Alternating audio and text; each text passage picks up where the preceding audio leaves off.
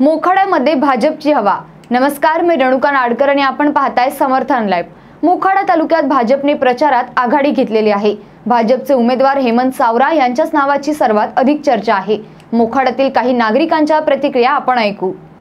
तुषार खैरनार या ठिकाणी निवडणुकीची नेमकी परिस्थिती काय आहे? अजून काहीच नाही वातावरण तसं पाहिजे। प्रचारासाठी इथे कोणी आलेलं का? प्रचाराचा बीजेपीचा चालू आहे प्रचार, दुसरा कोणताच नाही।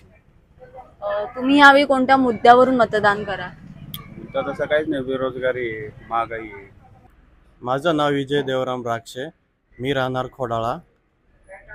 इथं सध्या भाजपचा जास्त जोर आहे। लोकांच्या समस्या म्हणजे आता हेच रस्ता नाही, एकच रस्ता आहे गावाला,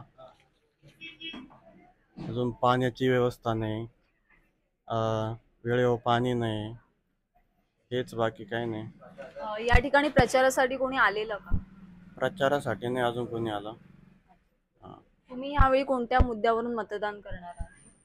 आम्ही भाजपलाच मत देणार आहे।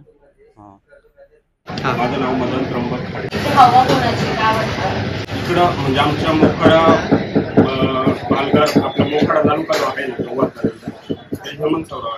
अशाच राजकीय घडामोडींबाबतीत जाणून घेण्यासाठी आणि विविध विषयांवरील सविस्तर तपशील जाणून घेण्यासाठी समर्थन लाईव्हला सबस्क्राइब करा आणि बेल बटन दाबा। धन्यवाद।